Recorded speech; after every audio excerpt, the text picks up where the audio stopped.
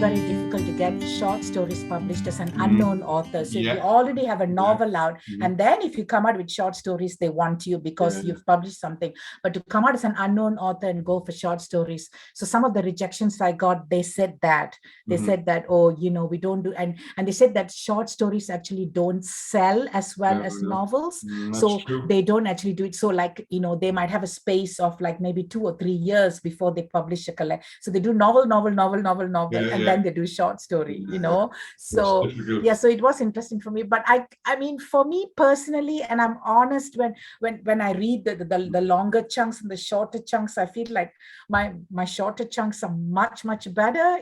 Like they're much more kind of passionate. They really kind of, they have the punch, You're an impatient woman. Get another one. Maybe I'm an impatient woman. I don't know. Yeah. But I would also like to say that having talked about the themes in my book, I don't want you to think that they're all kind of sad and kind of dark and, because although the themes would be very dark, there would be a little bit of dark comedy in kind of, in most of them, there would be a little bit of dark comedy. And another comedy. question, do most of your short stories have the happy Hollywood ending? Whoa, no, none of them. None of them. None of them. Oh, no. None of them, I would say, would have the happy ending. Maybe the first story, A Circle of Color, not a happy ending, but maybe something that some readers would say, oh, okay, I'm glad she did that kind of thing, but it wouldn't really be a happy ending. Yeah, so no, none of them would have a happy ending. Okay, good. Yeah. That's your next remit. Let's have a happy ending. Really? Okay. Yeah. I don't think I'm a happy ending type of writer. Sure I think I'm generally dark. Yeah. So. I remember a couple of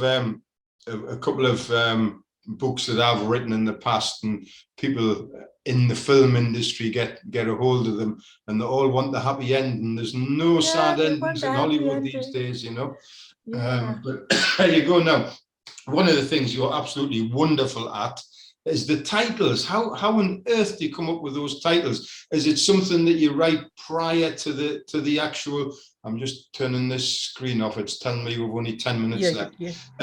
Is it something that you have the title before you even start writing, or is it something that comes halfway through the book? Through the story? It would come halfway through the book. Yeah. So generally, I would just name the file as like, I would just call it Bus.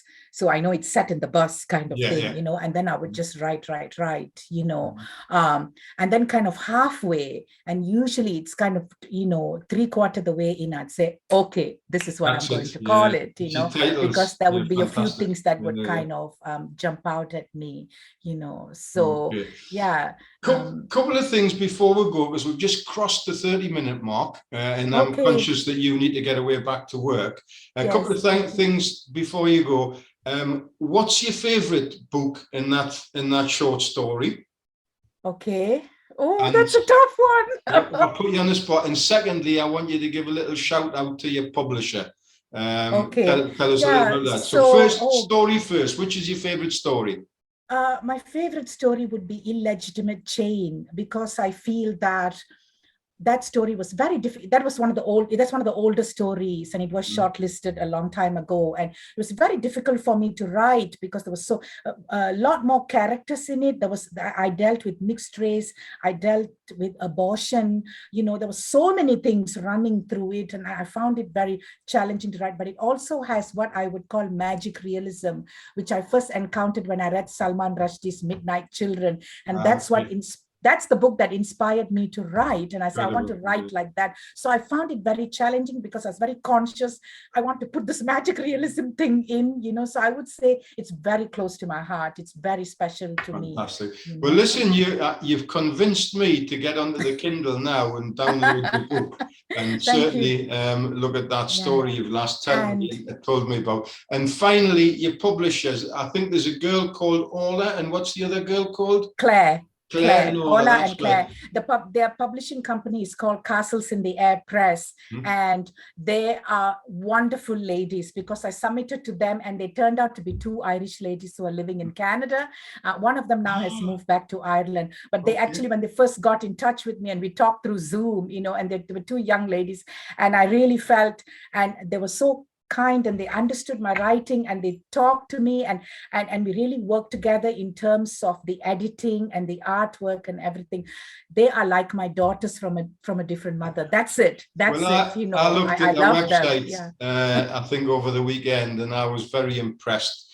They look like two real passionate young girls, passionate about the publishing industry. They are, and I'm their first author, and I can't believe they went with me. You know, when they first went with me, I told them, hold on to your day jobs, because I don't know how much money you're going to make from this. But you know what touched me? They also asked me to nominate a charity. From the very beginning, they said, nominate a charity. So, you know, 15% would go to the charity, and I nominated Immigrant Council of Ireland, you know. So that, I really like that as well, because I felt these women, they're not just doing this for money. This is really their thing, you know, and they're going to explore this, and I would wish them all the success in the world. Well, I wish them all the luck. No doubt might catch up with them at some time, because I've really enjoyed this interview. And thank you. So did I. They'll possibly throw another author or two at me in the future, but I'll be only too happy to interview them. We've had something like, we put something on the Twitter about a month ago, and I think we've had 35 authors wanting to do interviews with us, which is great, because I'm all one for putting authors onto a platform. Thank you. Yeah. But it's just taking thank so you for long, giving me the opportunity. I Not at all. You've that. been great, Radhika. You really, thank really you, been Ken. good. And as I say, you've tempted me to go onto Kindle now and download the book and put it on. You. I always have a book at the bedside table and read a few chapters before I go to sleep. So I might just do that. But lovely, lovely talking to you, and best wishes for the future. One thing I didn't say, I noticed all your reviews are 5 stars. That's fantastic. Fantastic. Thank you so much. Yes, they are. Yeah. And as I say, all the best, Radhika. And thank you. We'll catch up another time.